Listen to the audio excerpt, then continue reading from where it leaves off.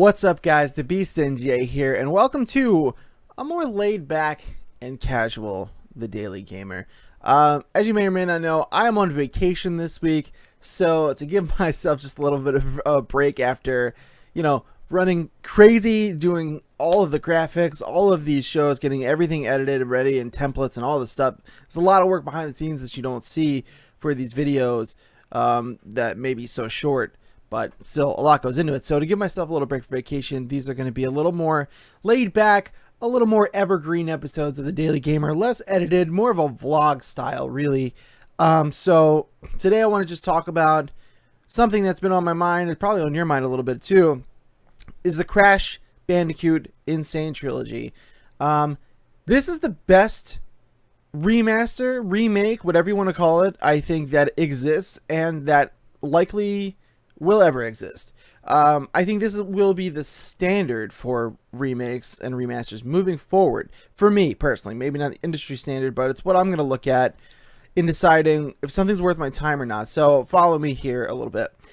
Now, what I'm taking into consideration is just the overall package and what you're getting into with this remaster. So Vicarious Visions did this package, right?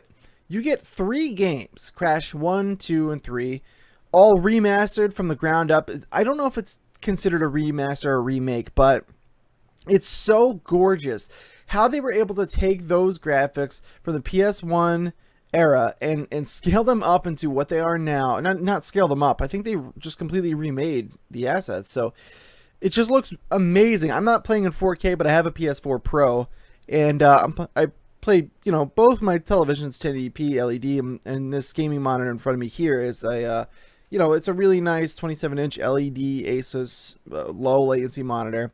So the images look basically 4K on the screen, and I'm just so impressed. But it's not just the graphical quality that makes this a crazy good package. It's 3 games.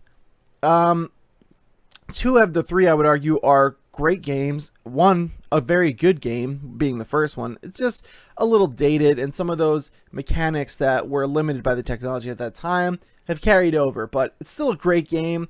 The other 2 are just so awesome, but it's just crazy, like the amount of fan service and care and love that went into crafting this experience just drips all over the game. It's really something special. They understood, I think, the exact fan base that they were shooting for. The people that were going to buy this, they knew who that was, and they really catered to their needs.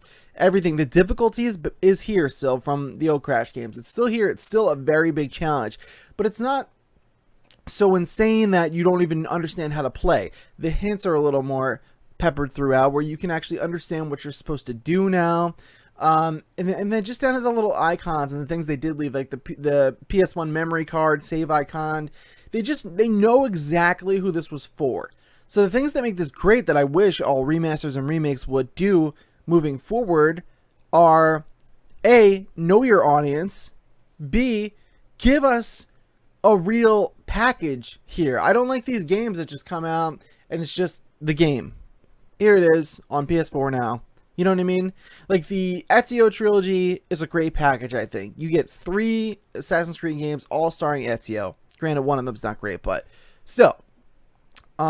I think that is important. Also, the price point. This costs $40. They could have charged $60 and I would have paid for it. It's a great package, and you get 3 games that, depending on your skill level, will last you like a little bit of time. You know what I mean? It depends on how good you are, obviously, but $40 is an insanely good price. And for games that we've already played and that are not coming out, it makes sense as to why they would make it $40, but they could have charged $60. You're charged the same amount when you buy, your copy of whatever. Say you bought a copy of Avengers on DVD, you pay $20. Then you bought your copy on Blu-ray, you paid $20 probably. And then if you buy a 4K version, you're probably going to pay like $30. So games are the only space really where we get price cuts for newer versions, which is pretty sensational, and especially in terms of this package here, where we're just getting so much and so much care and attention, and Vicarious Visions needs to be given more work like this. They really blew me away, and the games overall are just so much fun, and I think this is just an A+ remake. It's just an awesome compilation. It is a love letter to Crash Bandicoot fans, and it was done by Crash Bandicoot fans, and this is one of the only times that I actually buy that line, made by fans for fans. I totally buy that hook, line, and sinker. I think that's 100% true here, and I just hope that people look to this Crash and Sane Trilogy when moving forward, when thinking about remasters or remakes or compilations or things like that. I'm looking at a couple. I know a couple from my peripheral here. We have the Arkham collection, which is great, but no Arkham Origins. You know what I mean? Like, make it a real package for the fans of that audience. They should have put Arkham Origins on that disc, and it should have been fixed. The improvements should have been made if they were going to bother to do this. Don't just crank it out for money. That's what that collection comes off like, especially when it launched in the state that it did, and they had to go back and rectify a lot of the the graphics and things like that, and they delayed it to rectify a lot of that when they were just going to throw it out into the wild. But I love the Arkham collection. It's great. They're both great games. They hold up so well, and I love Batman, so it's perfect. But they should have had Origins on that disc, and they should have improved the gameplay complaints that people have, where the combat was just a little off. The story is great in that game, so that's really all I would have asked for. Just tighten up the mechanics a bit.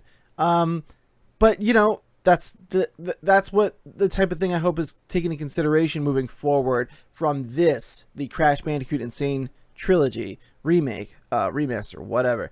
So that's all. I just think this is the best remaster or remake ever made. I'm going to say remake. I think it's the best remake ever made, and I really hope you guys check it out, and I really hope that people moving forward look to this as the example for what should be done when remaking games or releasing, new remastered packages of games. Let me know what you guys think about the Crash Bandicoot trilogy below in the comments. I would love to hear your thoughts. What are some remakes you want to see coming down the line that you hope are given as much love and attention as this one did? Let me know in the comments. And please, by all means, like this video if you liked it. It helps me out a whole bunch. And subscribe to the channel. I would really appreciate that. And I'll see you guys next time for another episode of The Daily Gamer.